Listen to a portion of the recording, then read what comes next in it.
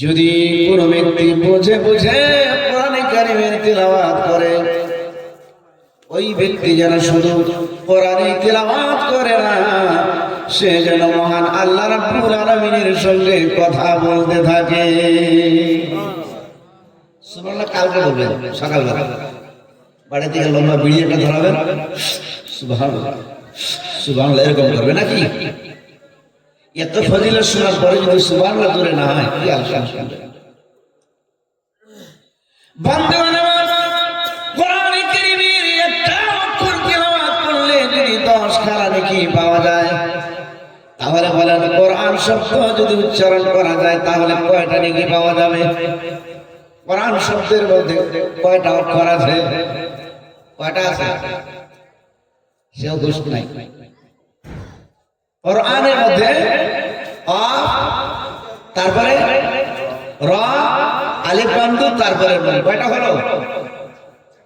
4টা। সোজাসুজি ধরে 4টা অক্ষর যদি আপনি তিলাওয়াত করেন, 40টা নেকি আপনার আমলনামায় লেখা হবে। আর যদি আপনি বুঝে শুনে তিলাওয়াত করেন, তাহলে তো আপনার আমলনামায় 400 নেকি লেখা হবে। কোরআন কারীম এমন একটা কিতাব, যেই কিতাবটা বুঝে পড়লো সব হয়, না বুঝে পড়লো সব হয়, নিজে পড়লেও সওয়াব হয়, আর মানুষে যখন তিলাওয়াত করে বসে বসে শুনলেও সওয়াব হয়। চোখ দিয়ে দেখলে চোখের আলো বাড়ে, চোখ দিয়ে দেখলেও সওয়াব, হাত দিয়ে স্পর্শ করলেও সওয়াব হয়। আর কোরআনে কারীম যদি কেউ তিলাওয়াত সব সময় তিলাওয়াত করে, কিয়ামতের দিন মুসিবতের সময় কোরআন ওই ব্যক্তির জন্য সুপারিশ করবে। কোরআন সুপারিশ করবে। এমন একটি কোরআনে কারীমের তালিমের মাদ্রাসা হচ্ছে এই মাদ্রাসা। বন্ধুগণ আমার, এলাকার মা বোনদের কাছে আমি বলি, আমার এলাকার যুবক ভাইদের কাছে বসে আমি বলি, রে মুসলমান, এখন সময় আছে, আমরা যদি সবাই কোরআনের কাছে চলে আসি, সব সময় যদি কোরআনের তেলাওয়াত করতে পারি, আমার আল্লাহ আমাদের জ্ঞান শক্তি, স্মৃতি শক্তি, সর্বরকমের শক্তি বৃদ্ধি করে দেবে। আমাদের চেহারার মধ্যে আল্লাহর নূরের তাজাল্লি আসবে, কলমের মধ্যে নূরের তাজাল্লি আসবে। কারণ এই পৃথিবীর মধ্যে কোরআন হচ্ছে একমাত্র জীবন্ত কোরআন, একমাত্র কিতাব যেটা জীবিত কিতাব, যেটা কথা বলে।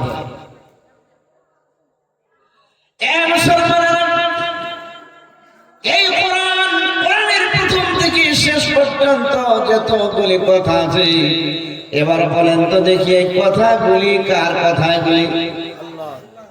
একটু জোরে বলতে হবে, কথাগুলি কার? আকাশের দিকে আঙ্গুলটা দিয়ে বলেন কথা, কোরআনের কথাগুলি কার? সবাই একটু আকাশের দিকে আঙ্গুল তুলবো ভাই, কথাগুলি কার? কি করে বললাম? আল্লাহ কোরআনে বলেছেন, মা ইয়ানতিকু আনিল হাওয়া ইন হুয়া ইল্লা ওয়াহয়ুহা। মোহাম্মদ হরগিজ না গুপ্তা, তা না গুপ্তা জিবরাইল, জিবরাইল হরগিজ না গুপ্তা, তা না গুপ্তা রব্বুল জলিল। আমার নবী, কোরআনের নবী এমন কোন কথা বলে নাই যেটা হযরতে জিবরিল আমার নবীজির কাছে বলে নাই, এবং হযরতে জিবরিল কোরআনের নামে এমন কোন কথা আমার নবীর কাছে বলে নাই যেটা আমার আল্লাহ রাব্বুল আলামিন হযরতে জিবরিলের কাছে বলে নাই। এর দ্বারা বোঝা যায় কোরআনের কথাগুলি হলো আমার আল্লাহর কথা। একটু জোরে বলা যাবে কি সুবহানাল্লাহ? কোরআনের কথাগুলি কার? আর একটু জোরে বলতে হবে, কোরআনের কথাগুলি কার? আল্লাহর পবিত্র সুবহান যদি তেলাওয়াত করা যায়, বলেন সওয়াব হবে কিনা? যিনি আমাদের খালিক, যিনি আমাদের মালিক, তার পবিত্র জবান, তার পবিত্র জবান যদি আমরা তেলাওয়াত করি তাহলে কত যে সওয়াব হবে, কত যে আমার আল্লাহ খুশি হবে। বন্ধুগণ আমার, এই কোরআন এমন একটা কিতাব, এই কিতাবটা এই পৃথিবীর মানুষের সিনার মধ্যে আমার আল্লাহ সংরক্ষণ করে, মানুষের সিনার মধ্যে সংরক্ষণ করে। আজকে আপনারা দেখতে পেয়েছেন এই মাদ্রাসার সভা উদ্বোধনের সময় কয়েকজন হাফিজ কোরআনের মাথায় পাগড়ি দেওয়া হয়েছে।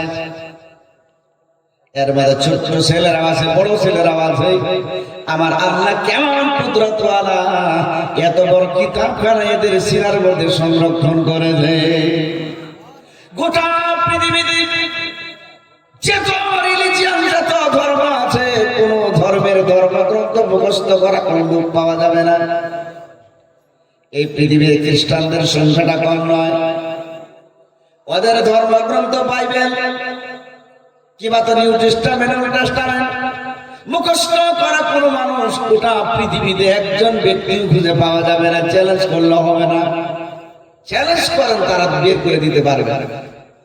এই পৃথিবীতে 32 বৌদ্ধ ধর্মের মানুষও কিন্তু কম নয়, তাদের ধর্মগ্রন্থ জিন্দাবাস্তা মুখস্থ করার লোক নাই, সংরক্ষণ করে সিনার মধ্যে রাখতে পারে এমন কোন ব্যক্তি ওদের নাই। এবার আমাদের ভারতের হিন্দু ভাইদেরকে যদি বলা হয় তোমরা যেগুলিকে ধর্মগ্রন্থ হিসেবে বলো, তোমাদের বেদ 4 খণ্ড তোমাদের বেদ আছে, বেদ মুখস্থকারী কোন ব্যক্তি আছে? তারাও বলবে না না, এই জমিনের মধ্যে বেদ মুখস্থকারী কোন ব্যক্তি নাই। এর মানে হলো এই পৃথিবীর যতগুলি ধর্ম আছে, ইসলাম ব্যতীত রেখে সমস্ত ধর্মের ধর্মগ্রন্থগুলি যদি একত্রিত করে আগুনের মধ্যে জ্বালিয়ে দেওয়া হয়, বাকি ধর্মগুলির অস্তিত্ব দুনিয়ায় থাকবে না। ধর্মগ্রন্থ শেষ, লেখার বুদ্ধি নেই ওদের, কারণ ওদের মুখস্থ। আর যদি পৃথিবীর কাগজরূপী সমস্ত কোরআনগুলি জ্বালিয়ে দেওয়া হয়, ভস্ম করে দেওয়া হয়, আর মুসলমানদেরকে যদি বলা হয় এ মুসলমানেরা তোমরা পুনরায় কোরআন লিখে নিয়ে আসো, বলেন মুসলমানের পক্ষে সম্ভব হবে নি? হবে কি, হবে কিনা বলেন? হবে কিনা বলেন? অবশ্যই। কারণ বর্তমানে গোটা পৃথিবীতে 1 নয় 2 জন নয়, প্রায় 6.5 কোটি হাফিজ কোরআন আছে। 6.5 কোটির উপরে, এটা অনেক দিনের হিসাব, হাফিজ কোরআন রয়েছেন। এর মধ্যে এমন সন্তান আছে, আমি গত বছর এক জায়গায় একটা বাচ্চার মাথায় পাগড়ি দিয়ে দিলাম, বাচ্চাটার বয়স মাত্র 7 বছর। 7 বছর বয়সে পাক্কা সাচ্চা হাফিজ, এত সুন্দর মধুর কণ্ঠে তিলাওয়াত করে আত্মা শান্তি হয়ে যায়। এই জন্য বলছিলাম এই পৃথিবীর যত ধর্মগ্রন্থ আছে সেগুলি সংরক্ষণ করার, মানুষের সিনায় সংরক্ষণ করার কোনো বুদ্ধি নাই। একমাত্র কোরআন মানুষের সিনার মধ্যে সংরক্ষণ করা যায়, কারণ আমার আল্লাহ রাব্বুল আলামিন এই কিতাবের হিফাজতের দায়িত্ব গ্রহণ করেছেন। আমার আল্লাহ কোরআনে বলেছেন নাহনু নাযালনা যিকরা ওয়া ইন্না লাহু লাহাফিজুন। কোরআনের কারীমের মধ্যে আয়াত রয়েছে, আমার আল্লাহ বলেন আমি আল্লাহ রাব্বুল আলামিন কোরআন নাযিল করেছি এবং কোরআন সংরক্ষণের দায়িত্ব আমি আল্লাহ গ্রহণ করেছি। যেরকম সুবহানাল্লাহ। এই কোরআন পৃথিবীতে নাযিল হওয়ার পর থেকে নিয়ে আজ পর্যন্ত পৃথিবীর হাজার হাজার মানুষের কোরআনের ভুল বের করার চেষ্টা করেছে। মানুষ যখন কোরআনের কাছে ভুল বের করার জন্য আসছে, কোরআনের ভুল বের করতে গিয়ে নিজের ভুলগুলি চোখের সামনে ধরা পড়েছে, আর সাথে সাথে হাত তুলে সারেন্ডার হয়ে ইসলাম কবুল করে কালিমা পড়ে মুসলমান হয়েছে। এখন পর্যন্ত হচ্ছে না মুসলমান। কিছু মানুষের মাথা খারাপ হয়ে যাচ্ছে, খালি বলে মুসলমানদের সন্তান বাড়তেছে, সন্তান অনেক বেশি হয়ে যাচ্ছে, কিন্তু না না না, হিসাব দিয়ে দেখেন সন্তান আগের চেয়ে আমাদের কম। কথা ঠিক কিনা বলে? আমার বাবা প্রতি কি অর্থাৎ আমরা ভাই বিরাদার হয়েছে 5 জন, আমাদের বোন হলো 2 জন, মোটামুটি 7 জন। এবার যদি দেখা যায় আমাদের ভাইদের ভাই বোনদের সন্তান হলো 3 জন 4 জন বা 2 জন করে সন্তান, আমাদের সন্তান কিন্তু বাড়ে নাই, সন্তান কম। কিন্তু আসল কথা হলো প্রতিদিন মানুষেরা ইসলাম গবেষণা করে করে করে করে ইসলামের মধ্যে দীক্ষিত হওয়ার কারণে সংখ্যা বেড়ে যাচ্ছে। সুবহানাল্লাহ। প্রতিদিন ইসলাম কবুল করছে মানুষ। এই জন্য ইসলামের বিরুদ্ধে বিভিন্ন প্রপাগান্ডা অপপ্রচার সমাজের মধ্যে করা হয়, কিন্তু যারা চিন্তাবিদ শিক্ষাবিদ যারা গবেষক তারা দেখে না না, যে তুই বদনাম করো না কেন, ইসলামের মতো সত্য ধর্ম পৃথিবীতে নাই। তারা দেখে ইসলামের ছায়ায় আসতে। গতিকে এই কথাও অসত্য নয় যে একদিন না একদিন আল্লাহর জমিনে সবাই কালিমার ছায়াতলে আসবে। আসবে, আমাদের সন্তান বাড়াতে হবে না, এমনি হবে ইনশাআল্লাহ। বলুন ইনশাআল্লাহ। বন্ধুগণ আমার, এবার বলতেছিলাম এই কোরআনে কারীমের ছত্র ছায়ায় যদি আমরা আসি তাহলে আমাদের কি হবে বলেন? আমি সবসময় বলে থাকি এই কোরআনের ছায়ার নিচে যদি সবাই আমরা আসতে পারি, সত্যিকারের যদি আমরা আল্লাহর হুকুম আর নবীর তরিকা মেনে যদি আমরা চলতে পারি, আমার আল্লাহ গোটা পৃথিবী আবার আমাদের কদমের নিচে এনে দিবে, আবার এনে দিবে। কারণ এই কোরআন যে জাতির কাছে থাকে সেই জাতি উন্নত জাতি হয়, সেই জাতি মানুষের নজরেও ভালো হয়। এবার বলবেন আমরা কেন মানুষের নজরে ভালো না? আমরা এই জন্য ভালো না, আমরা পূর্ণাঙ্গ ভাবে আল্লাহর হুকুম মানি না, পূর্ণাঙ্গ ভাবে নবীর তরিকা মানি না। এক কথায় ইসলামের প্রত্যেকটা হুকুমগুলিকে সুন্দরভাবে আমরা জমিনে মানি না, যার কারণে আমরা সেই দাম হুকুম পাই না। কথা ঠিক কিনা বলেন? আফাতুমিনুনা বিবাদিল কিতাব, কোরআন আয়াত রয়েছে। আল্লাহ বলছেন তোমরা যদি কোরআনের কিছু কথাকে মানো আর কিছু কথাকে করো স্বীকার, তাহলে আমাদের পরিণতি কি হবে সেটাও আল্লাহ বলে দিয়েছে। কারণ সাহাবাদের দিকে তাকান, সাহাবায়ে কেরাম এই জমিনের জীবন্ত কোরআন ছিল। তারা যখন পথ দিয়ে হেঁটে যাইত, দূর থেকে মনে হতো যারা জীবন্ত কোরআনটাই হেঁটে হেঁটে যাচ্ছে।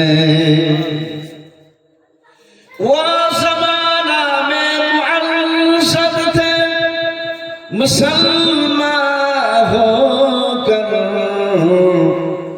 और आज तुम खार बने हो तारीखे कुरान होकर। ওই জামানায় সাহাবায়ে কেরাম অত্যন্ত ইজ্জতি ছিল, সম্মানী ছিল, কারণ তাদের হাতে ছিল কোরআন।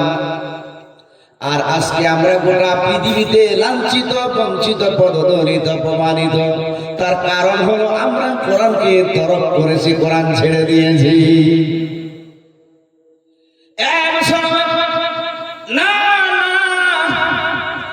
এই কোরআনকে যদি ছেড়ে দেই জমিনের মধ্যে আমাদের আরো লাঞ্ছিত বঞ্চিত হতে হবে। এখনো সময় আছে রে মুসলমান, ফিরে আসো, ফিরে আসো, আল্লাহর হুকুম আর নবীর তরিকার দিকে ফিরে আসো। এখনো সময় আছে ফিরে আসা। বন্ধুগণ আমার, এবার বলতে চেয়েছিলাম এই যে কোরআন আল্লাহ রাব্বুল আলামিন জমিনের মধ্যে নাযিল করেছে, এই কোরআনটা, এই কোরআন গবেষণা করে জমিনের মধ্যে অনেক কিছু আবিষ্কার হচ্ছে।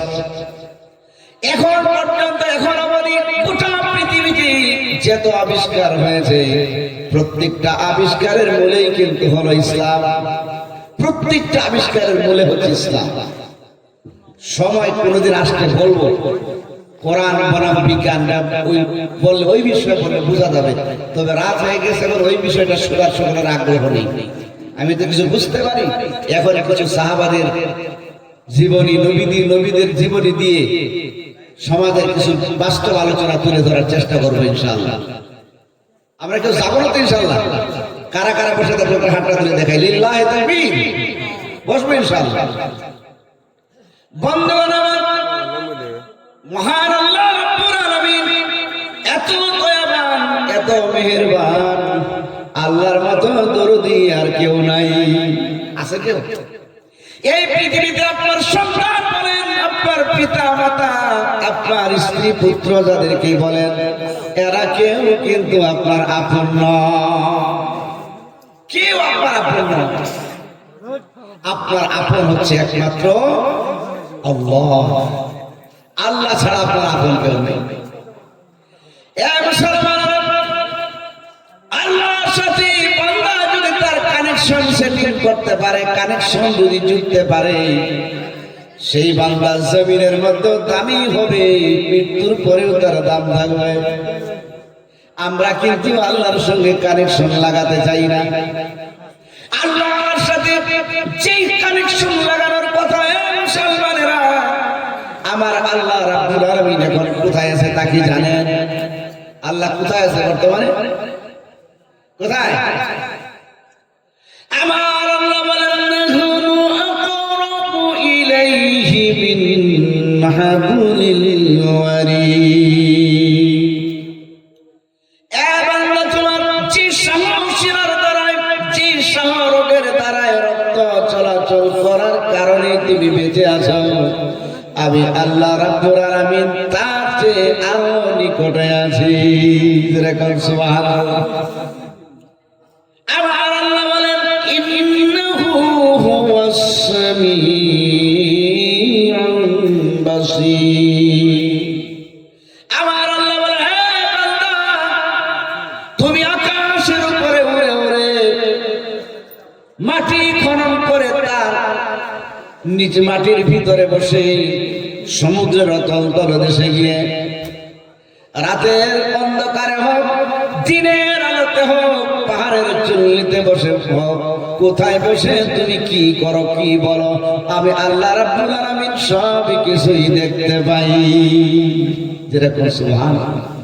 আমি তোমার সব দেখতে পাই এবং সব শুনতে পাই রে বান্দা। আমার দৃষ্টির বাইরে কিছুই নাই, আমার ইলমের বাইরে কিছুই নাই। আল্লাহ সব দেখেন এবং সব শুনেন। আমার আল্লাহ আরশে সমাসীন, কিন্তু আমার আল্লাহর কুদরত, আল্লাহর কুদরতি দৃষ্টি, আল্লাহর ইলম সব জায়গাতে বিরাজমান। আমার আল্লাহ সব দেখে, এমন কোন জায়গা নাই যে আল্লাহ দেখে না। এবার বলেন, আপনার মুর্শিদাবাদ জেলায় এমন কোন জায়গা কি আছে যেখানে আমার আল্লাহ রাব্বুল আলামিন দেখতে পায় না? এমন জায়গা আছে আপনাদের? আপনাদের বাড়িতে ইসলাম বিষয়ের কোন জায়গা নাই যে আল্লাহ দেখে না? আমার আল্লাহ সব কিছু দেখে। সমুদ্রের অথল তলদেশে একটা ছোট্ট জন্তু, সেখানে একটা পিপিলিকার মতো একটা জিনিসও যদি কোনো জিনিসের অভাব হয়, সে যখন সেখান থেকে আমার আল্লাহকে ডাকে, আমার আল্লাহ বলে লাব্বাইক লাব্বাইক লাব্বাইক বলে সাড়া দেয়। আল্লাহ সব শুনেন, সব দেখেন। তিনি হচ্ছেন সামিউল বাসীর। সেই আল্লাহর সাথে কানেকশন যদি লাগাতে চান, তাহলে আমার নবীজির তরিকা বিন কানেকশন লাগানো সম্ভব নয়। নবীর তরিকা লাগানো। আমার আল্লাহ বলে দিলেন, ইন কুনতুম তুহিব্বুনাল্লাহ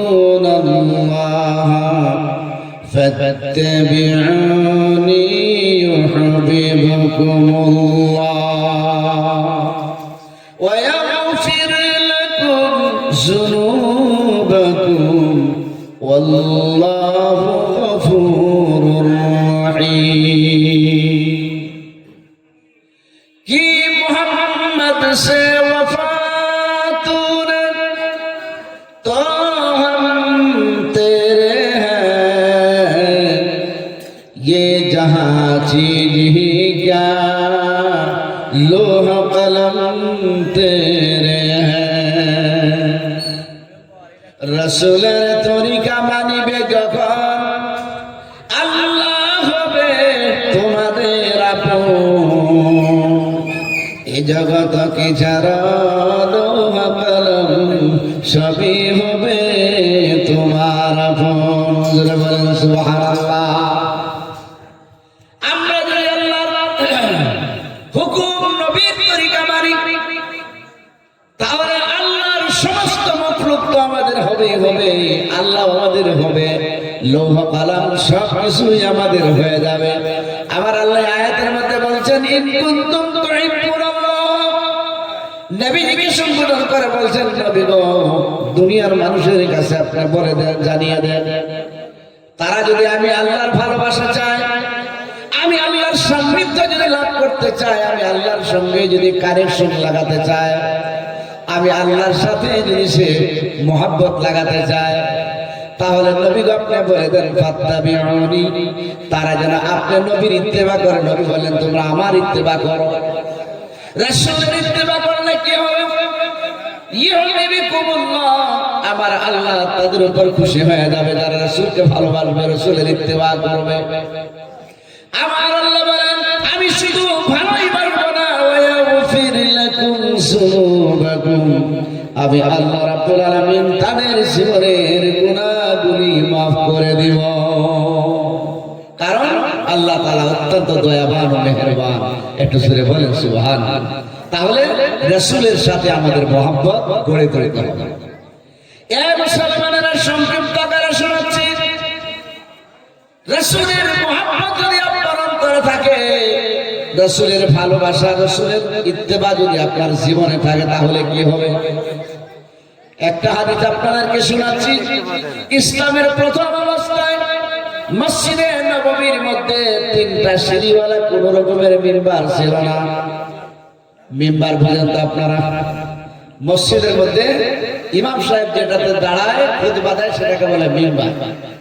তো ইসলামের ইতিহাসে ইসলামের প্রথম মসজিদ মসজিদ নববীতে সেখানে 3টা সিঁড়িওয়ালা কোন মিম্বার ছিল না। সেখানে ছিল একটা খেজুর গাছের শুকনা মোড়া। গাছের মোড়া বুঝেন তো আপনারা? গাছটা কেটে নিয়ে গেলে গোড়াটা থাকে না, কি বলে নাকি? কি বলেন? গাছের মোড়া, শুকনা খেজুর গাছের মোড়া, সামান্য বাঁকা টাইপের, একটু বসার মতো সুবিধা আছে। আমার নবীজি সেটাতেই দাঁড়াতেন, বসতেন, নবী আমার খুতবা দিতেন। আমার নবীজির সোনার শরীর, আমার নবীজির রহমতের শরীর এত সুন্দর ছিল। আমার নবী মুসলমানের অন্তরটা নরম করে দিবেন। দেখেন নবীর মহব্বত একটু চোখের পানি আসে। আজকের জলসায় বসে যদি এক ফোঁটা চোখের পানি নবীর মহব্বতে, জাহান্নামের ভয়ে, আল্লাহকে পাওয়ার উদ্দেশ্যে যদি বের হয়, তাই আমাদের দিন মুসিবতের সময় এই চোখের পানির ফুটা আপনার নাজাতের জরিয়া হবে। ওই খেজুর গাছের গোড়া আমার নবীজির রহমতের শরীর, সেখানে সুন্দরভাবে তিনি বসতেও পারেন না, দাঁড়াতেও পারেন না, বড় কষ্ট হয় আমার নবীর। আমার নবীজি দেখতে বড় সুন্দর ছিল। আমার নবীর মতো সুন্দর মানুষ আল্লাহর কাউকে বানায় নাই। ইউসুফ আলাইহিস সালাম সুন্দর, আমার নবীজিও সুন্দর, কিন্তু ইউসুফ আলাইহিস সালাম তিনিও সুন্দর ছিলেন। কিতাবের মধ্যে আসে ইউসুফ আলাইহিস সালাম যখন কোনো জিনিস খেতেন, কোন জিনিস ভক্ষণ করতেন, খাবারটা যখন তার কণ্ঠনালী দিয়ে পার হতো, তখন যেন সমস্ত খাবারগুলি বাইরের থেকে দেখা যেত। কত সুন্দর ছিল। কিন্তু আমার নবী বলেন ইউসুফ আমার ভাই, ইউসুফ আলাইহিস সালাম সুন্দর, আমার নবীও কিন্তু সুন্দর, কিন্তু ইউসুফ আলাইহিস সালাম ছিল সাদা সুন্দর, আর আমার নবী হলো লাল সুন্দর। যারা বলেন সুবহান। বর্তমান বাজারে খুব সুন্দরের দাম বেশি, লাল সুন্দরের দাম বেশি। লাল সুন্দর সবচেয়ে ভালো লাগে। আমার নবীজি ছিল লাল সুন্দর। নবীজির সুন্দরের বর্ণনা সারা জীবন যদি করা যায়, কখনো করে শেষ করা যাবে না, এত সুন্দর আমার নবী। হাদিস শরীফের মধ্যে আসছে, আমার নবী যখন রৌদ্রের মধ্যে বসে থাকতো, নবীজির শরীরের মধ্যে যখন ঘাম বসত, নবীজির মুখমণ্ডলে যখন ঘামের ফোঁটাগুলি বসত, তারপরে যখন সূর্যের কিরণটা পড়তো, দূরে থেকে মনে হতো যেন আমার নবীর মুখটা হীরা মানি মুক্তা দিয়ে সাজানো, খালি চকমক চকমক করতে থাকতো। খামের ফোঁটাগুলি মুক্তার দাঁড়ার মতো মনে হতো, এত সুন্দর লাগতো নবীজির চেহারা। আমার নবীজি অন্ধকার রজনীতে যখন রাস্তা দিয়ে তিনি হেঁটে যাইত, আমার নবীজির শরীরের আলোতে রাস্তার অন্ধকার পর্যন্ত দূরীভূত হয়ে যাইত। সুবহানাল্লাহ নাই? সুবহানাল্লাহ। এত সুন্দর ছিল আল্লাহ। শুধু তাই নয়, আমার নবীজি যখন রাস্তা দিয়ে গমন করত, আমার নবীজির সুগন্ধি, শরীরের সুগন্ধিতে মানুষেরা খুঁজে খুঁজে বের করতে পারত। সবসময় নবীজির শরীর থেকে সুগন্ধি বের হতো। বন্ধুগণ, এই দরদে নবী আমার, তিনি যখন ওই মসজিদে নববীর মিম্বারের মধ্যে বসতে কষ্ট হয়, একদিন আবু বকর, ওমর, ওসমান, আলী চারজন মিলে চিন্তা করলেন, আমার নবীজি এই জায়গায় বসতে আমার নবীর কষ্ট হয়, সেই জন্য তারা তিনটা সিঁড়িওয়ালা একটা মিম্বার তৈরি করে মসজিদ নববীর মেহরাবের মধ্যে বসিয়ে দিয়েছে। তিনটা সিঁড়িওয়ালা একটা মিম্বার এমন করে যখন বসিয়ে দেওয়া হলো, মুসলমানেরা জুমার দিনে আমার নবীজি মসজিদ নববীতে প্রবেশ করে নতুন বানানো মিম্বারের উপরে বসে পড়েছে। নতুন মিম্বারটায় বসে বলে, আমার নবী বলেন, বিলাল তুমি কোথায়? আযান দাও। বিলাল আযান দেওয়ার জন্য প্রস্তুতি নিলেন, দাঁড়িয়ে গেলেন আযান দেবে। এমন সময় আমার নবীজি যখন আযান দিতে বললেন বিলালকে, হঠাৎ যেন মসজিদে নববীর মেহরাব থেকে গাভীর পেটের ব্যথায় যেমন হু হু করে কান্না করে, তেমন কান্নার আওয়াজ বের হতে লাগলো। মসজিদে নববীর মেহরাব থেকে কান্নার আওয়াজ, আমার নবীজি আওয়াজ সইতে পারে না, কান্না শুরু করেছে। নবী আমার নবীজির সুন্দর চেহারা দিয়ে চোখের পানিগুলি খালি পড়তেছে। আমার নবীজির কান্না শুনে সাহাবায়ে কেরাম কান্না শুরু করে দিয়েছে, মহিলা সাহাবারাও কান্না শুরু করেছে, ছোট্ট ছোট্ট শিশু সাহাবী যারা ছিলেন তারাও কান্না শুরু করেছে। মসজিদ নববীতে কান্নার রোল পড়ে গেছে, খালি কান্নার আওয়াজ, এত জোরে জোরে কান্নার আওয়াজ শুরু হয়েছে। আল্লাহর রহমতের ফেরেশতারা পর্যন্ত কান্না শুরু করেছে। আল্লাহর আরশকারী থরথর করে কম্পন করতেছে। এবার আমার নবী বলেন, আবু বকর, আবু বকর, দেখো দেখো কোথা থেকে কান্নার আওয়াজ আসতেছে, একটু দেখো। আবু বকর চোখের পানি মুছতে মুছতে তালাশ করতেছে কোথা থেকে আওয়াজ আসে। হঠাৎ ঘুরতে ঘুরতে দেখতে পেলেন ওই যে শুকনা খেজুর গাছের গোড়া, যেটার মধ্যে আমার নবীজি দাঁড়ায় দাঁড়ায় খুতবা দিত এবং বসত, ওটা থেকে কান্নার আওয়াজ আসতেছে। শুধু খালি কান্নার আওয়াজই নয়, ওই গোড়াটা থেকে এমন করে পানি প্রবাহিত হচ্ছে যেন মসজিদ নববীটা ভেসে যাবে।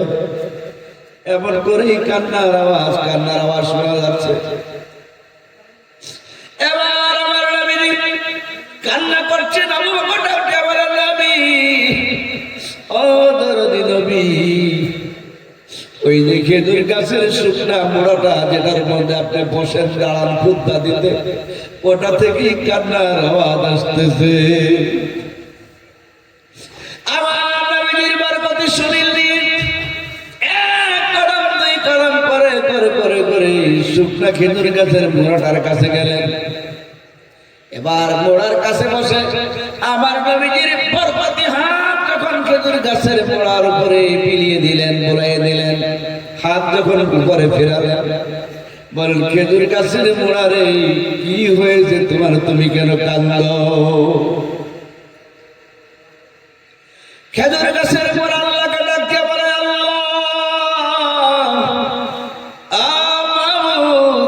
তোমার হাবিব আমাকে প্রশ্ন করে, আমার জবান খুলে দাও, আমি তোমার বন্ধুর সঙ্গে কথা বলি।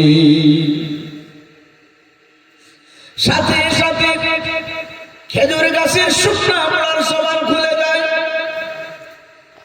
খেজুর গাছের মোড়া ডাক দেওয়ার, নবী গো আমি কান্দি আপনার জন্য, আপনার জন্য কান্না করি। কারণ এতদিন মসজিদে নববীর মধ্যে কোন নতুন কোন মেম্বার ছিল না। আপনি মসজিদে প্রবেশ করে আমার মাধ্যমে দাঁড়াতেন, বসতেন, খুতবা দিতেন। আর আজকে মসজিদে নববীতে নতুন মেম্বার তৈরি হয়েছে, আপনি সুদা এসে ওটার উপরে বসে গেলেন। আমি বুঝতে পেরেছি আপনার বরকতি শরীরের ছোঁয়া আবার মাধ্যমে আর কোনোদিন লাগবে না, এই জন্যই আমি কান্দে গো নবীজি।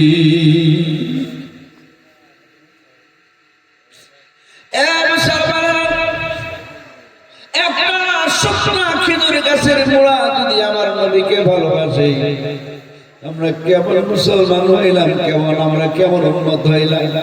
নবীর মোহাব্বত আমাদের অন্তরে কে নাই রে মুসলমান?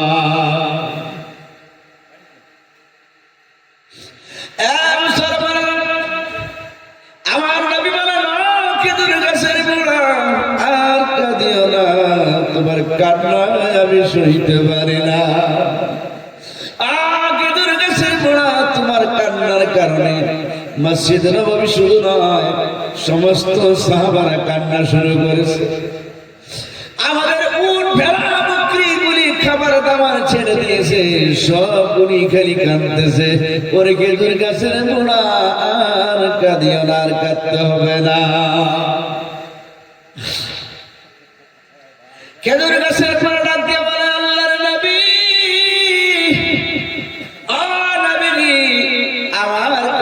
কথা আছে, আমার কথাগুলি যদি আপনি রাখেন আমার কান্না বন্ধ হবে। আবার নবী বলেন, কি তোমার কথা বলো? খেজুর গাছের পরে ডাক দিয়ে বলে, নবীজি, কিয়ামতের দিন হাসরের ময়দান, কিয়ামতের দিন যেদিন অবস্থিত হবে, মাথার উপরে সূর্য চলে আসবে, মানুষের মগজগুলি খালি গলে গলে পড়বে, জমিনটা তামাম গরম হয়ে যাবে, মানুষ পানির পিপাসায় খালি পানি পানি বলে চিৎকার মারবে গো নবী। সমস্ত সমুদ্র নদী নালার পানি পান করালেও একজন ব্যক্তির একটা মুহূর্তের জন্য পানির পিপাসা মিটবে না, এমন ভয়াবহ সময় সেদিন হবে। ওই দিন হাউজে কাউসার ব্যতীত কোনো পানি থাকবে না, আল্লাহর আরশের ছায়া ব্যতীত কোনো ছায়া সেদিন থাকবে না। নবী গো, ওই দিন আল্লাহর আরশের ছায়ার নিচে কিন্তু আপনার জায়গা পাবেন, আপনার বিশাল অধিকারে সেদিন থাকবে। কথা দেন, ওই দিন মুসিবতের সময় আমি খেজুর গাছের মোড়াকে আপনার সঙ্গে আল্লাহর আরশের ছায়ার নিচে রাখবেন গো নবীজি। আমার নবী বলেন, ওয়াদা দিয়ে দিলাম, আর কাঁদিও না, তোমার কান্না আমি সইতে পারি না, আর কাঁদতে হবে না, আমি ওয়াদা দিলাম তোমাকে আমার সাথে আমি সেখানে রাখবো। খেজুর গাছের পরে ডাকতে বলেন, আমি শুধু এটাই নয়, আরেকটা আবদার। বলে কি? খেজুর গাছের পরে ডাকতে বলেন, নবী গো, আপনি তো অবশ্যই জান্নাতে থাকবেন। নবী গো বলেন, আপনার জান্নাতে আমাকেও সঙ্গে রাখবেন নি? আমার নবী বলেন, যাও, ওয়াদা দিয়ে দিলাম, ঠিক আছে, আমি যেই জান্নাতে থাকবো অবশ্যই তোমাকে সেই জান্নাতে আমি সঙ্গে রাখবো। তবু কাঁদিও না, তোমার কান্নার সহ্য করা যায় না। তবে খেজুর গাছের গোড়া থেকে কান্নার আওয়াজ। আমার নবী বলেন, আর কেন কাঁদো? খেজুর গাছের গোড়া ডাক দেয়া বলে, নবী গো, আপনার জান্নাতে যদি এক কোণার মধ্যে আমাকে রেখে দেন, এমন জান্নাত আমি চাই না, চাই না। আমার নবী বলেন, তাহলে কি করতে হবে বলো? খেজুর গাছের গোড়া ডাক দেয়া বলে, নবী গো, আপনি অবশ্যই আপনার উম্মতের খবর নেওয়ার জন্য প্রায় সময় সময় আপনি জান্নাত থেকে বের হবেন। নবীজি বলেন, আমাকে আপনার জান্নাতের দরওয়াজার পাশে রাখবেন।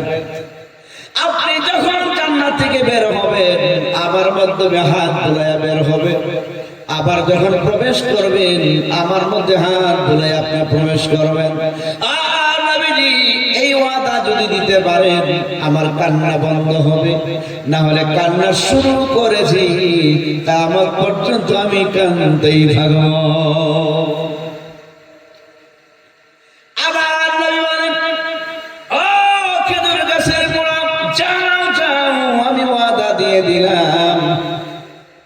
আমি তোমাকে আমার জান্নাতের দরওয়াজার মধ্যে রাখবো, তবু তুমি আর কাঁদিও না। বলার সঙ্গে সঙ্গে সেই খেজুর গাছের গোড়ার কান্না বন্ধ হয়ে যায়। শুকনা খেজুর গাছের গোড়া, সে যদি জাহান্নামের ভয়ে কাঁদে, আল্লাহ রাসূলের সঙ্গে থাকার জন্য কাঁদে। আমরা কেমন মুসলমান, আমরা কেমন মুসলমান? আমরা নবীর প্রেম ভালোবাসা, নবীর আদর্শ ভুলে গিয়েছি। নবীর সাথে সম্পর্ক আমরা ছেড়ে দিয়েছি। নবীর সুন্নতের কদর, সুন্নতের মহব্বত আমাদের অন্তরে নাই।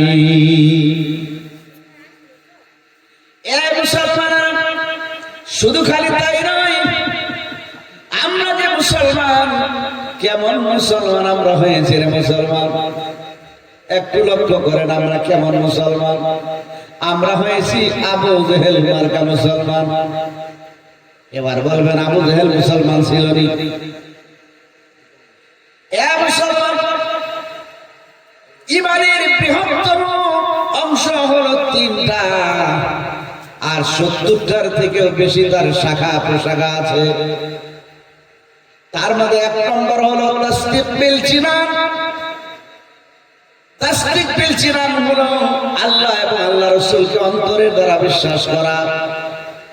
অর্থাৎ কোরআনে যেগুলি বিশ্বাসের কথা আসছে, আমানতু বিল্লাহি ওয়া মালাইকাতিহি ওয়া কুতুবিহি ওয়া রাসূলিহি ওয়াল ইয়াউমিল আখিরি ওয়াল কদরি খাইরিহি ওয়া শাররিহি মিনাল্লাহি তাআলা ওয়াল বা'সি বাদাল মাউত। এর থেকে শুরু করে প্রত্যেকটা জিনিসের প্রতি, জান্নাত জাহান্নাম থেকে শুরু করে প্রত্যেকটা জিনিসের প্রতি অন্তরের দ্বারা বিশ্বাস থাকতে হবে। আল্লাহ সত্য, নবী সত্য, এগুলি আপনার অন্তরে বিশ্বাস থাকতে হবে। এটাকে বলে তাসদীক বিল জিনান, অন্তরের দ্বারা বিশ্বাস করা। এই বিশ্বাস আমাদের আছে কিনা বলেন? জোরে বলে, আছে তো সকলেরই। এই বিশ্বাস আবু জেহেলেরও ছিল। ২ নম্বর হলো ইকরার বিল লিসান, মানে হলো এই সত্যগুলি জবানের দ্বারা প্রকাশ করতে হবে। অর্থাৎ লা ইলাহা ইল্লাল্লাহু মুহাম্মাদুর রাসূলুল্লাহ জবানে বলতে হবে। ইসলামের সত্যতা জবানে প্রকাশ করতে হবে। একে বলা হয় ইকরার বিল লিসান, জবানের দ্বারা প্রকাশ করা, সাক্ষ্য দেওয়া। এই হলো 2টা। এটাও কিন্তু আবু জেহেলের কাছে ছিল। আরেকটা হলো আমাল বিল আরকান, আল্লাহর হুকুম আর নবীর তরিকা এই জমিনের মধ্যে মেনে দেখিয়ে দেওয়া। এই 3টা জিনিসের সমন্বয়ে ঈমান তৈরি হয়। এই 3টা জিনিস, একটা হলো অন্তরের দ্বারা বিশ্বাস করা, আরেকটা হলো মুখের দ্বারা প্রকাশ করা, আরেকটা হলো আমল করে দেখিয়ে দেওয়া। আমরা অন্তরের দ্বারা বিশ্বাস করি, মুখের দ্বারা প্রকাশ করি। আবু জেহেল অন্তরের দ্বারা বিশ্বাস করেছে, মুখের দ্বারা প্রকাশ করেছে। আমরা যেমন আমল করি না, আবু জেহেল তেমন আমল করে নাই, যার কারণে অভিশপ্ত জাহান্নাম। তাহলে আবু জেহেল ডিগ্রি আমাদের ডিগ্রি সমান সমান রাখলে হবে? আমরা আমল করতে হবে। কি করতে হবে? আমল করতে হবে। এবার বলবো আবু জেহেল আবার কোন দিন কলিমা প্রকাশ করলো? তারও হাদিস রয়েছে সহিহ আল বুখারী। আমার নবী একদিন রাতের বেলায় মসজিদে নববীর মধ্যে কি বল মক্কাতুল মুকাররমার মধ্যে তিনি আসলেন। এসে দেখলেন তিনার সঙ্গী সাথীরা বসে আছে। অনেক রাত হয়ে গেছে। একজন সাহাবী ডাকতে বলেন, নবী গো, ও নবীজি, আপনি তো রাহমাতাল লিল আলামিন, দয়ার সাগর আপনি। ওগো নবীজি, আমি আবু জেহেলের কাছ থেকে কিছু টাকা আমি ঋণ নিয়েছিলাম। এই টাকাগুলি আগামী কালকে দেওয়ার তারিখ। আগামী কালকে সকালেই তাকে টাকাটা দিতে হবে আবু জেহেলকে। কিন্তু নবী, আমি টাকা জোগাড় করতে পারি নাই। আমি টাকা কোথা থেকে দেব? কালকে তো আবু জেহেল আমাকে ধরে ধরে পিটাই করবে। আমার নবী বলেন, তাহলে আমাকে কি করতে বলো? সাহাবী ডাকতে বলেন, নবী আপনি তো রহমতের নবী, আপনি দরদি নবী, আপনি মেহেরবানি করে এই টাকাটার সাক্ষী যদি আপনি হইতেন, আমার হাতে যখন টাকা হবে আমি আপনার হাতে দিয়ে দেব, আর আপনার হাত দিয়ে আবু জেহেলকে দিয়ে দেবেন। দয়া করে একটু টাকার সাক্ষী হয়ে যান। একটু যদি আপনার সাক্ষীটা হতেন, সুপারিশ করতেন আবু জেহেলের কাছে। বন্ধুগণ আমার নবীজি বললেন, চলো তাহলে যাই, সুপারিশ করতে যাই। ওই দিন ছিল কিন্তু পূর্ণিমার রাত, আমাবস্যার রাত ছিল ওই দিন, পূর্ণিমার রাত। পূর্ণিমার রাত্রে অন্ধকার হয় না, আলো হয়? হুজুরা বলে আলো হয় না? পূর্ণিমার রাত ছিল ওই দিন। কোন কোন কিতাবের মধ্যে আসছে ওই দিন ছিল আমাবস্যার রাত, অন্ধকারাচ্ছন্ন রাত। একটু হাদিসটা শুনে সুন্দর করে। আর যারা যারা মাদ্রাসার জন্য দেবেন দেবেন ইনশাআল্লাহ, মাদ্রাসার জন্য বলবো মাঝে মাঝে। ভাই সুন্দর হাদিস যদি শুনেন কাজে লাগে, একটু চোখের পানি ফেলে দেওয়ার চেষ্টা করুন। পর্দার আড়ালে অনেক মায়েরা রয়েছেন, আমি মাদের ব্যাপারেও আমি এখন কথা বলবো ইনশাআল্লাহ। বন্ধুগণ আমার বলতেছিলেন, এবার আমার নবী, দরদি নবী, মায়ার নবী আমার, ওই আমাবস্যার রাত, অন্ধকার রাত, আমার নবী বলেন, চলো আমার সাথে যাই, সুপারিশ করতে যাই। এবার আমাবস্যার রাতে অন্ধকারের মধ্যে আমার নবীজি আগে আগে যায়, আর সাহাবী পিছনে পিছনে যায়। আমার নবীজির শরীরের আলোতে রাস্তা আলোকিত হয়ে যায়, আর সমস্ত রাস্তা সুগন্ধিতে মুখরিত হয়ে যায়। আমার নবীজি রওনা দিলেন, সাহাবীকে সাথে নিয়ে রওনা দিলেন। আবু জেহেলের বাড়ির সামনে যখন পৌঁছে গেল, নবীজির শরীরের সুগন্ধিতে আবু জেহেলের বাড়ি মুখরিত হয়ে গেল। আবু জেহেলের স্ত্রীর ঘুম ভেঙে যায়। ঘুম থেকে জাগ্রত হয়ে বুঝতে পারলেন নিশ্চয় বাড়ির সামনে আল আমিন আসছে। এবার আবু জেহেলের স্ত্রী বিছানা থেকে উঠে এক কদম দুই কদম করে করে করে করে বাড়ির সামনে এসে দেখে পূর্ণিমার চাঁদের মতো বিশ্ব নবী দাঁড়ায় আছে। এত সুন্দর চেহারা। আমার নবীর চেহারার দিকে তাকাইয়া আবু জেহেলের স্ত্রী কান্না শুরু করেছে, কাঁদতেছে। আমার নবী বললেন, চাচিমা কি হয়েছে আপনার, কেন কাঁদলেন? আবু জেহেলের স্ত্রী বলে, ও আল্লাহ, তোমার মা নাই, তোমার বাবা নাই, তোমার মা নাই, তোমার বাবা নাই। ও আল্লাহ, তোমার মা তোমার বাবাকে, তোমার বাবাকে তুমি জীবনেও চোখে দেখো নাই। 6 বছর বয়সে তোমার মা ইন্তেকাল হয়েছে, বহুত কষ্ট করে তুমি বড় হয়েছে। এমন করে করে খালি কাঁদে। আমার নবী বলেন, চাচিমা কাঁদবেন না, আপনার কান্নায় আমি সহ্য করতে পারি না। ও চাচি, আজকে আমি আসছি আপনার বাড়িতে, গভীর রজনীতে আসলাম, চাচার সঙ্গে একটু কথা বলতে আসছি, দুটো আলাপ আছে, আলাপ করতে আসছি। আবু জাহেলের স্ত্রী ডাক দেয়া বলে, তুমি আসছো, এত রাত্রে তুমি আসলা? আবু জাহেল তো বড় বদমাস, সারা রাত বদমাশি করে সবে মাত্র এসে ঘুমিয়েছে। আমার নবী ডাক দেয়া বলেন, চাচিমা একটু আমার চাচাকে ডাক দেন, দুটো কথা বলি। আবু জাহেলের স্ত্রী বলে, না না, আমার দ্বারাই ডাকা সম্ভব না, কারণ আমি যদি তাকে ডাকি, আমার ডাকি সারাদিন যদি তার ঘুম ভেঙে যায়, ঘুম ভেঙার পরে সে যখন দেখবে তুমি দাঁড়ানো, আর সে তোমাকে ধরে ধরে মারবে, আমার সহ্য হবে না। আর কিয়ামতের ময়দানে আমার আল্লাহ যদি বলে, ও আবু জাহেলের স্ত্রী, তোর ডাকে সারা দিয়া আবু জাহেল নিদ্রা থেকে উঠে আমার বন্ধুকে পিটাই করেছে, সুতরাং আজকে তোর কোনো রেহাই হবে না। এই কথা বলে আবু জাহেলের স্ত্রী বলেন, না না, ও ভাতিজা, এই কাজ আমার পক্ষে সম্ভব নয়, আমি ডাকতে পারবো না। আমার নবী বলেন, ও চাচিমা, আমি ধর্মের কোনো কথা আজকে বলতে আসি নাই, ভিন্ন কথা বলার জন্য আসছি। আবু জাহেলের স্ত্রী বলে, না, তাও হবে না, আমি ডাকতে পারবো না। এবার আমার নবীজি করুণ সুরে ডাকলেন, চাচা। ও চাচা বলে ডাক দিলেন।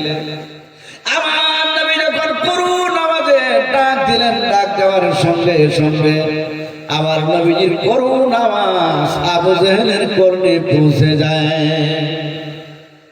সাথে সাথে আবু জাহেলের ঘুম ভেঙে যায়। আবু জাহেল ঘুম ভেঙে যাওয়ার সঙ্গে সঙ্গে বুঝতে পেরেছে, আজকে আমার বাড়িতে আল আমিন পদার্পণ করেছে। কারণ নবীজির শরীরের সুগন্ধি আবু জাহেলের নাকে লেগে যায় এবং আবু জাহেলের বাড়িটা আলো হয়ে গেছে। আবু জাহেল বুঝতে পেরেছে, আল আমিন ছাড়া কেউ আজকে আসে নাই।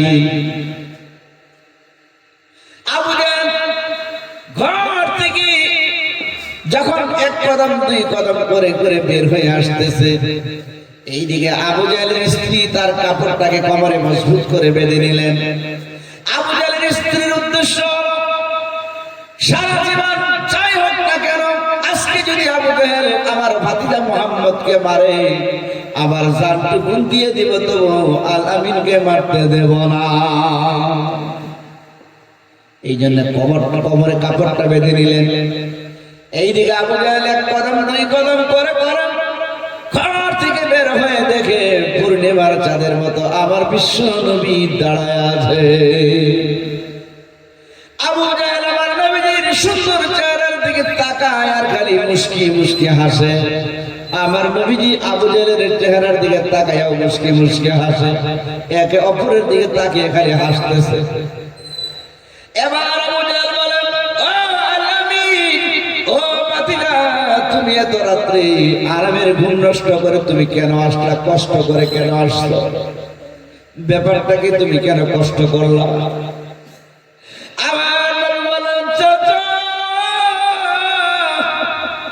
আপনি জানেন আমার বাবা নাই, আমার মা দুনিয়ায় বেঁচে নাই। ও চাচা, কোন ধর্মের কথা বলতে আমি আজকে আসে নাই, আমি আসছি আমার সঙ্গে একজন ব্যক্তি, একজন সাহাবী আমার আসছে, আপনার কাছ থেকে টাকা ঋণ নিয়েছিল, আগামীকালকে টাকাটা দেওয়ার কথা, কিন্তু টাকা জোগাড় করতে পারে নাই। চাচা, আমি সেই টাকার জামিনদার হতে আসছি। জামিনদার হতে আসলাম। এবার আবু জাহেল ডাকতে বলে, এত রাত্রি তুমি কষ্ট করে আসলা, যাও যাও, এই টাকা আমাকে আর কোনদিন দিতে হবে না, আমি চিরতরে টাকা মাফ করে দিলাম। আবু জাহেল চান্স পেলে আমার নবীকে মারে, আর এখানে সাদরে টাকা মাফ করে দিচ্ছেন। কঠিন কথা বলবে দূরের কথা, হাসছেন আর মহব্বত করছেন। এই কথা বলার সাথে সাথে আবু জেহেল আরো হাসলেন। হেসে আবু জেহেল বাড়ির দিকে ঘরের দিকে রওনা দিলেন। আমার নবীজি চলে আসলেন। এবার আবু জেহেল যখন ঘরের ভিতরে প্রবেশ করতেছিল, আবু জেহেলের স্ত্রী দৌড় দিয়ে গিয়ে আবু জেহেলের কোমরের মধ্যে আঞ্জা করে ধরেছে। ধরে ডাক দিয়ে বলে, ও প্রাণীর স্বামী আমার, আমি লাত মানাত উজ্জার কসম দিয়ে বলি, সত্য কথা যদি আজকে না বলেন, আমি জীবনেও আর আপনার সঙ্গে কথা বলবো না। মেহেরবানি করে আপনার সত্য কথাটা বলেন। আবু জেহেল বলে, কি সত্য কথা বলবো?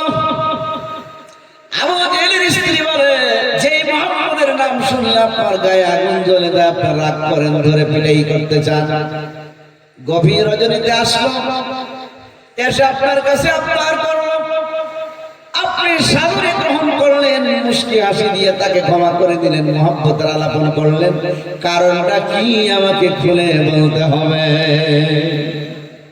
কারণটা খুলে বলতে হবে, কেন এই অবস্থা এরকম হলো আছে? আবু জেহেল ডাক দিয়ে বলে, বিবি, সত্য কথা যদি আমি বলি, আমার নেতাগিরি জমিনের মধ্যে থাকবে না। ও বিবি, তুমি জেনে রাখো, এই ভাতিজা এই বংশে জন্মগ্রহণ করার কারণে বংশের গৌরব। ও স্ত্রী, ও প্রাণের বিবি, এমন সত্যবাদী ব্যক্তি, এমন পূর্ণাঙ্গ সত্যবাদী ব্যক্তি আর কোনদিন দুনিয়ায় আসে নাই, কোনদিন দুনিয়ায় আসবেও না। ইনি দুনিয়ার কোন হেসিবেদি ব্যক্তি নয়, ইনি আখেরি জামানার পয়গম্বর নবী মুহাম্মদুর রাসূলুল্লাহ সাল্লাল্লাহু আলাইহি ওয়াসাল্লাম। শেষ পর্যন্ত আবু জেহেলের ওই স্ত্রীটা মুসলমান হয়েছিল। ওদের তো আর বিবি একটা দুইটা করে থাকে না, অনেকগুলি করেছে। ইসলাম গ্রহণ করার পরে তিনি হাদিসটা বলছে, এই কথাটা তিনি বলছিলেন, আবু জেহেল পরিবারের সাক্ষ্য প্রদান করেছে। এরে মুসলমান, তাই কি আবু জেহেল জান্নাতে যাবে নাকি? যাবে? কোনদিনও যাবে না। কারণ আবু জেহেল আল্লাহর হুকুম আর নবীর তরিকাকে মানে নাই। বিশ্বাস করেছে ঠিক, মুখ দিয়ে প্রকাশ করেছে ঠিক, কিন্তু মানে নাই, যার কারণে আবু জেহেল জাহান্নামে যাবে। আমরা তো বিশ্বাস করি, আমরা মুখ দিয়ে প্রকাশ করি, কিন্তু মানি না। তাহলে বলুন আমাদের দশাটা কি হবে? আমরা সবাই মানবো ইনশাআল্লাহ? মুসলমানেরা সংক্ষিপ্ত করেন। এবার আবু জেহেল আমার নবীজি সত্যবাদিতার প্রকাশ তার স্ত্রীর সামনে করে দিলেন। আমার বন্ধুগণ, সাহাবায়ে কেরামদের মধ্যে আবার নবীজির প্রেম ভালোবাসা মহব্বত তেমনটাই ছিল। আমার নবী যদি বলতেন, যখন যেটা বলতেন তখন সেটা মেনে নিতেন। সাহাবাদের আসল অভ্যাস ছিল সামি'না ওয়া আতা'না, যেটা শুনতেন সঙ্গে সঙ্গে ইতাআত করতেন। শুনতেন তো সাথে সাথে মেনে নিতেন। আর আজকে আমরা এমন মুসলমান হয়েছি, আমরা কত প্রশ্ন, কত কিছু এটা মানতে চাই না, কত রকমের প্রশ্ন করে বসি। না, ইসলামের ব্যাপারে আপনার কোনো প্রশ্ন নাই, যেটা শুনবেন, যেটা ওলামায়ে কেরামের কাছ থেকে শুনবেন, সাথে সাথে সেটাকে মেনে নিতেন। বন্ধুগণ আমার, এবার আমি এখানে এটাই বুঝাইতে চাইলাম, শুধু খালি কলিমা পড়লে হবে না, শুধু গরু খাইলে হবে না, পাঞ্জাবি পায়জামা লাগালে হবে না, টুপি শুধু রাখলে হবে না, পূর্ণাঙ্গ ভাবে আল্লাহর হুকুম আর নবীর তরিকা মানতে হবে। তবেই জমিনের মধ্যে কল্যাণ, পরকালেও কল্যাণ। একটু জোরে বলেন না সুবহানাল্লাহ। সাহাবায়ে কেরামদের এই ছিল ওনাদের আদর্শ। আমার বন্ধুগণ, নবীজির মুহাব্বত আপনাকে কোথা থেকে কোথায় পৌঁছে দিতে পারে। হাদিস শরীফের মধ্যে আসে, একজন সাহাবী ছিল নবীজি, একবারে ছোট্ট সাহাবী ছিল। সেই সাহাবীটার নাম ছিল হযরত জুলাইবি রাদিয়াল্লাহু তাআলা আনহু। কিতাবের মধ্যে আসে, জুলাইবি যখন রাস্তা দিয়ে হেঁটে হেঁটে যাইতো, মনে হতো যেন একটা ফুটবল গড়িয়ে গড়িয়ে যাচ্ছে, ফুটবল যেন গড়িয়ে গড়িয়ে যাচ্ছে। তাহলে লোকটা দেখতে কেমন ছিল, কতটুকু বড় ছিল। আবার তার চেহারাটা কুৎসিত ছিল, চেহারা দেখতে কোনো সুন্দর ছিল না, কালো ছিল, মুখের কোনো কাটিং ছিল না। এমন একজন সাহাবী, যার নাম হযরত জুলাইবি। এই জুলাইবি ছোট্ট হতে পারে, কাটিং বিন হতে পারে, কিন্তু আমার নবীকে অত্যন্ত ভালোবাসত, অত্যন্ত ভালোবাসত জুলাইবি। এই জুলাইবি নবীকে দেখার জন্য ছুটে বেড়াতো, নবীজির পিছনে পিছনে দৌড়ে দৌড়ে যাইতো, করে করে যাইতো। কিতাবের মধ্যে আসে আমার নবী যখন বসে থাকতো, জুলাইবি সাহাবায়ে কেরামের ভিড়ের মধ্যে ঢুকে পায়ের নিচে দিয়ে, দুই পায়ের মাঝখান দিয়ে সাইডে দিয়ে আমার নবীজির সামনে গিয়া আমার নবীজির সুন্দর চেহারার দিকে তাকায়া থাকতো। আমার নবীজির সুন্দর চেহারার দিকে তাকায়া তাকায়া হযরতে জুলাইবি চোখের পানি গুলি ফেলে দিত। আমার নবী বলতো, জুলাইবি কেন কান্দো, কেন তোমার চোখে পানি? জুলাইবি ডাক দিয়ে বলতো, নবী গো, আমার ঘর নাই, বাড়ি নাই, টাকা নাই, পয়সা নাই, সবসময় খাবার পাই না, কিন্তু আপনার চেহারার দিকে তাকাইলে আমার ক্ষুধা নিবারণ হয়ে যায়, আমার ক্ষুধা দূর হয়ে যায়, শরীরের সমস্ত চিন্তা সুস্থি কাহিনী সব কিছু দূর হয়ে যায়।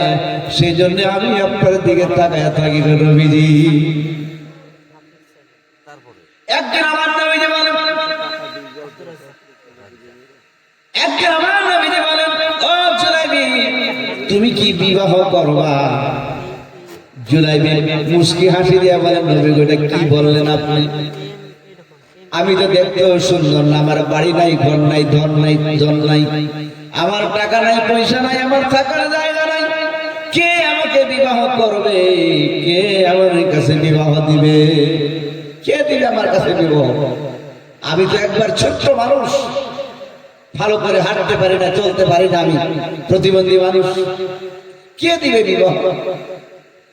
একদিন চলে গেল, 2 দিন পরে আবার আমার নবীজি বললেন, জুলাইবি, তুমি কি বিবাহ করবা?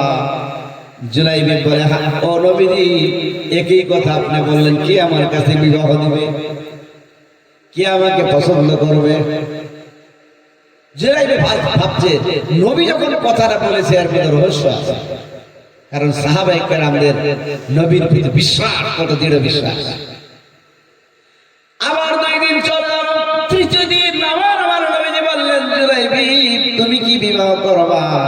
জুলাইবি ডাক দিয়া বলে, নবী গো, আপনি আবারও সেই কথাই বললেন, আমাকে কে বিবাহ করবে গো নবীজি?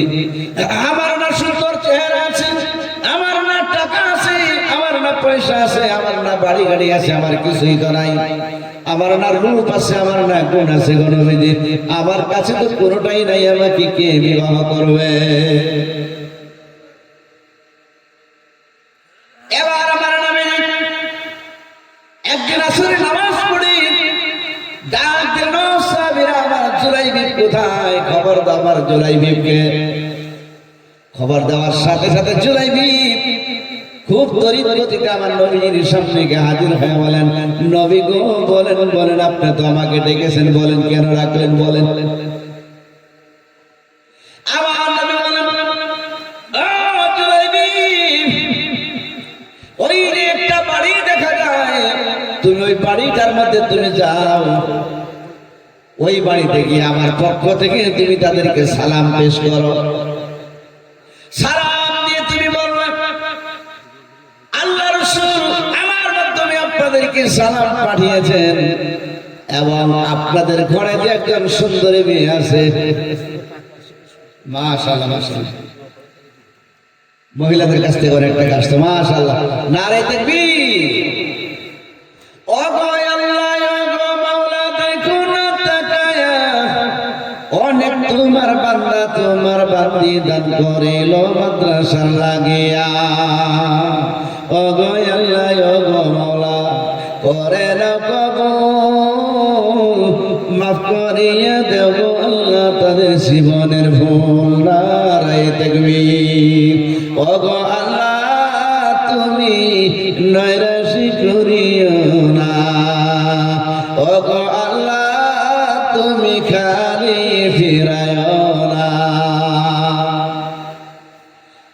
মুসলমানরা বলতেছিলেন, এবার আমার নবী বলেন, যাও তুমি আমার পক্ষ থেকে সালাম দিয়ে তুমি বলবে আপনাদের বাড়িতে যে মেয়ে আছে সেই মেয়েটাকে আল্লাহর নবী আমাকে আমার কাছে বিয়ে দিতে বলছে।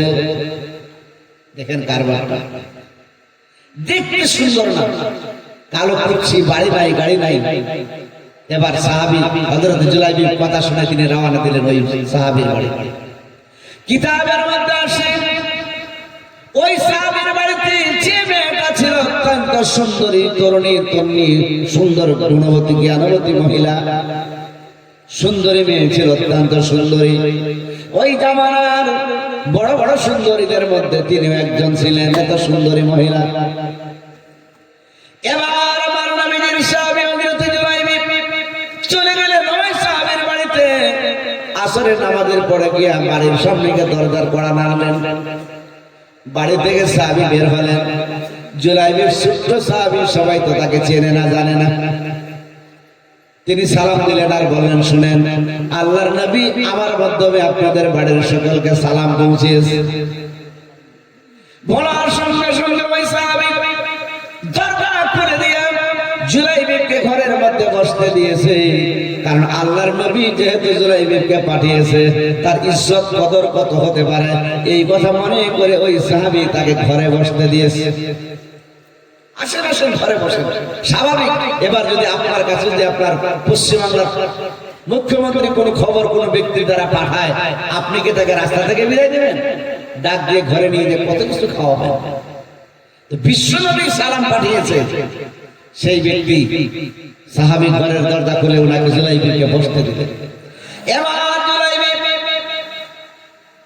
বললেন, আমার মাধ্যমে আপনাদের সকলের জন্য আমার নবীজি সালাম পাঠিয়েছে। আর আপনাদের বাড়িতে যে একজন মেয়ে আছে, ওই মেয়েটাকে আমি জুলাইবির কাছে বিবাহ দিতে বলছে। যেরকম না সুবহান। এবার বলেন, আপনার বাড়িতে যদি কোনো মেয়ে থাকে আর ওই রকম একটা প্রতিবন্ধী ছেলে যদি আসে, ঘর নাই, বাড়ি নাই, দেখতে সুন্দর নাই, বুদ্ধি নাই, জ্ঞান নাই, বুদ্ধি যদি আছে হয়তো, কিন্তু টাকা পয়সা নাই, আপনার মেয়ে বিয়ে দিবেন তার কাছে? বিয়ে দেওয়া তো দূরের কথা, লাঠি দিয়ে তাড়াবেন, বদমাশ, এত বড় সাহস তো! দেখেন তারা সাহাবাকে, নবীজিকে কত ভালোবাসতেন সাহাবা। আমার বন্ধু বলে ওই সাহাবী বললেন, ওই জুলাইবিকে যখন ঘরে বসতে দিয়েছিল, জুলাইবি বিবাহের প্রস্তাবটা দিয়ে ঘর থেকে বেরিয়ে চলে আসলেন।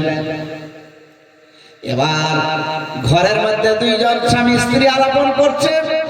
এই যে জুলাইবি প্রস্তাবটা দিয়ে গেল, আমার মেয়ে তো অত্যন্ত সুন্দরী, সুরসী, তরুণী, তরুণী, যুবতী, জ্ঞানী, একটাই মাত্র আমার মেয়ে, আমার কোনো ছেলেও নাই, দ্বিতীয় কোনো মেয়েও নাই, আর আমার সম্পদ তো অনেক সম্পদ, আমি গরিব বংশ নয়। এবার কেমন করে ওই মেয়েটাকে আমি জুলাইবির হাতে দেব? কারণ আমার মেয়ে তো হয়তো কথাটা, প্রস্তাবটা শুনলে নাও মানতে পারে। কথা বুঝেন না? এবার স্বামী স্ত্রী আলোচনা করছে। স্ত্রী ডাক দিয়ে বলে, ও প্রাণের স্বামী, চলেন আমরা দুইজনে যাই, নবীজির দরবারে যাই, গিয়া নবীজিকে বলবো, নবী গো, আপনার সব কথা আমরা সারা জীবন মেনেছি এবং মানব, কিন্তু আমার মেয়ের ব্যাপারে বিবাহের যে প্রস্তাবটা দিয়েছেন, দয়া করে প্রস্তাবটা উল্টো করেন, আমার মেয়েকে ওর কাছে বিয়ে দেব না। এটা দয়া করে উল্টো করেন। এই কথা বলবেন বলে স্বামী স্ত্রী ঘরে বুদ্ধি করে রওনা দিচ্ছে। কিন্তু জ্ঞানীবতী, গুণবতী ওই মেয়েটা ঘরের কোনায় বসে বসে সব কিছু শুনতেছিল। এবার দৌড় দিয়ে বাবা মায়ের কাছে এসে দাঁড়াইয়া বলল, ও আমার পিতামাতা, আমার নবী আমার প্রতি লক্ষ্য রেখেছে, আমি যে এই বাড়ির একজন মেয়ে, আমার নবীজিটা কি করে জানলো? তাহলে বোঝা গেল আমার নবীজির নজর আমার প্রতি আছে, আমাকে তিনি জানেন, চেনেন। আমার বিবাহের আলোচনা করছেন মানে আমাকে তিনি ভালোবাসেন না? না, আমার নবী অবশ্যই আমার কল্যাণ চাইবেন, আমার অকল্যাণ কোনদিনও তিনি চাইবেন না। আমার নবীজি যেই ছেলের সঙ্গে বিবাহের প্রস্তাব দিয়েছে, আমি সেই প্রস্তাবে রাজি হয়েছি। যেরকম সুবহান। মেয়েটাও কেমন চিন্তা করে! আর বর্তমানের মেয়েরা বাপরে বাপ, দেখবে মাথার চুল মুরগা টাইপ আছে কিনা, দেখতে কেমন, কি যে তাকাবে, কি যে দেখে, জিন্সের প্যান্টের অবস্থা কেমন, শার্ট কেমন, এগুলা দেখে। পাঞ্জাবি টবি তো দেখবেই না, এগুলো ভালোই পায় না বর্তমানে। এবার সাহাবী মেয়ে রাজি হয়ে গেলেন জুলাই বিবির সাথে বিবাহে। এখান থেকে অনেক কিছু শেখার আছে। মা বাবা খুশি হয়ে যেখানে দিবে আপনি সেখানে যাবেন। গ্রামের মুরব্বীরা, আপনার দাদা দাদি নানা নানি খুশি হয়ে যেখানে দিবেন আপনি যাবেন, আপনার কল্যাণ। বন্ধুগণ আমার, এবার হযরত জুলাইবিব বাড়িতে নবীজির দরবারে চলে গেলেন। এদিকে এবার মেয়েটা যখন বিবাহের রাজি খুশি হয়ে গেল, মেয়েটা সুন্দর করে পোশাক পরছেন। মেয়েটার মা বাবা বলছে তুমি তাড়াতাড়ি করে সাজো। সাজগোজ যখন হয়ে গেল, আবার নবীজির কাছে খবর পাঠিয়ে দেওয়া হলো, নবী গো, আপনার বিবাহের প্রস্তাবে, আপনি যাকে বিবাহের জন্য বিবাহের প্রস্তাবে দিয়ে পাঠিয়েছেন, সেই জুলাই বিবির বিবাহে আমার মেয়ে রাজি হয়েছে। এবার বলেন কবে, কোন দিন বিবাহ পড়াবেন? বিবাহ রাজি হয়ে গেছে। আবার নবী বলেন আগামী কালকে শুক্রবার জুমার নামাজে মসজিদের মধ্যে জুলাই বিবির বিয়ে হবে। এবার দিনক্ষণ ঠিক হয়ে গেল। আমার নবী বলেন ও আমার সাহাবীরা, জুলাই বিবির কালকে বিয়ে হবে শুক্রবার, তোমরা জুলাই বিবির জন্য বিবাহের কিছু উপহার তোমরা নিয়ে আসবা। এবার সাহাবায়ে কেরাম জুলাই বিবির বিবাহের জন্য কেউ উট নিয়ে আসলো, কেউ বকরি নিয়ে আসছে, কেউ ভেড়া নিয়ে আসছে, কেউ খেজুর নিয়ে আসছে, কেউ টাকা পয়সা নিয়ে আসছে, অনেক রকমের জিনিস নিয়ে আসছে জুলাই বিবির জন্য। কারণ জানে জুলাই বিবির কিছুই নাই। অনেক উট জমা হয়ে গেল, অনেক বকরি ভেড়া দুম্বা, অনেক রকমের মানে সাজ পোশাক থেকে শুরু করে, খেজুর থেকে শুরু করে অনেক কিছু জমা হয়ে গেছে, সোনা দানা। এবার ওই মেয়েটা সুন্দর করে সাজিয়ে তার মা বাবা জুমার দিনে মসজিদের মধ্যে নিয়ে আসতে বিয়ে পড়ানো হবে।